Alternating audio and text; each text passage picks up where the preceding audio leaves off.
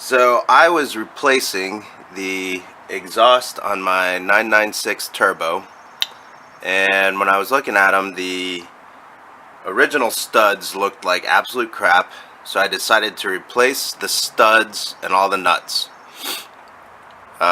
There's 8 total, 4 on the left side, 4 on the right side, 4 for each turbo.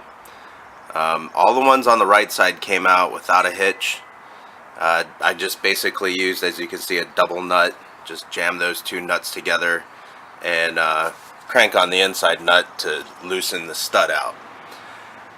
As I was taking these 2 out, it was apparent that there was a lot more force involved, and it looks like the old studs left little pieces of their thread behind and basically left dirty thread. I tried using a brush, like a tube brush like this, to get in there and clean the debris, but I don't think it was enough. But anyway, when I was trying to bring this stud in, you can see, let's see if this will focus.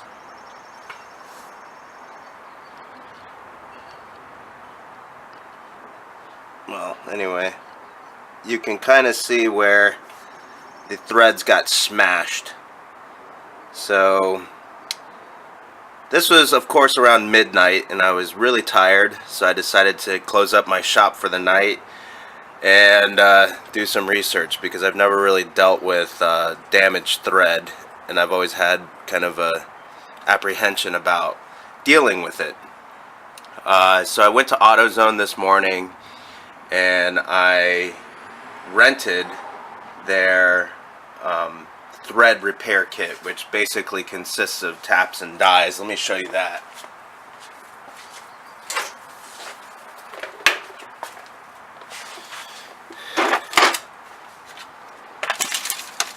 So it's kind of a variety pack here, but you can see it's got a full set, and it's got the M8 1 1/4 thread pitch that I need. So we'll see if that works out for me.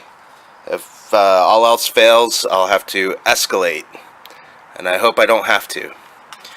Alright, I'll see you in the next part. So I've got my stud with the damaged threads set up in my vise to hold it still, and I'm going to use this M8 1 1/4 pitch die to try to get these threads back. So from what I understand, you just kind of get it on there as well as you can with your finger. Let's see how level it is. It looks pretty level. And then you use a wrench to start turning it, and as it turns, it'll start cutting those threads again. I go 2 turns total, so that's 1.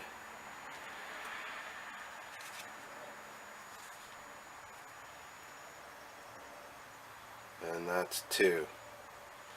Let's back it off and see what we got.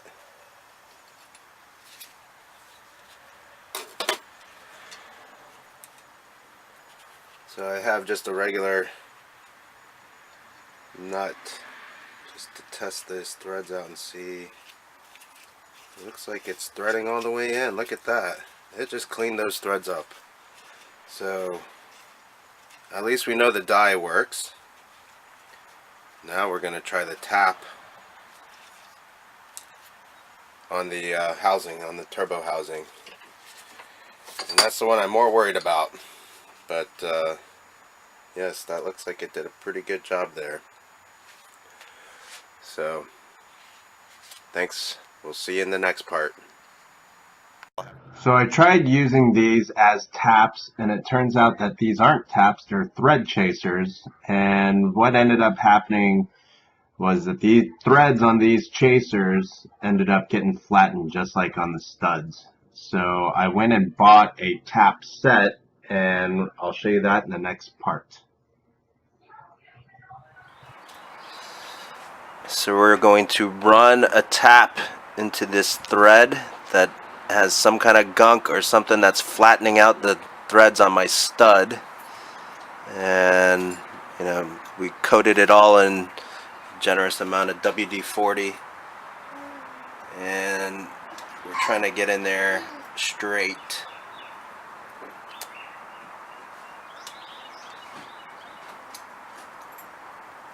And we're in there. Why don't you play with my keys? And running it through. Because I know you want to stick them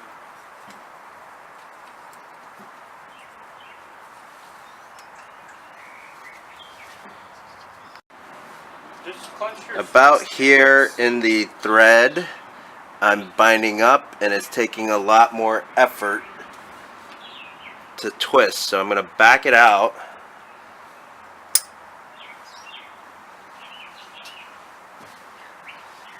And get some more spray in there. Try to clear the... Switch it back. And go until we bind up again. And we're through. We're binding up. We give it about a quarter turn. Quarter. And then we're gonna back it back out. Do you want to make people scream and cry? Right. Be like, I'm going to Ellis swap this.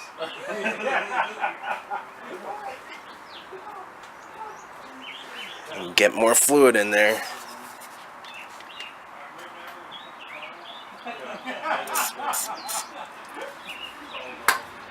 And keep going at it until I'm all the way through.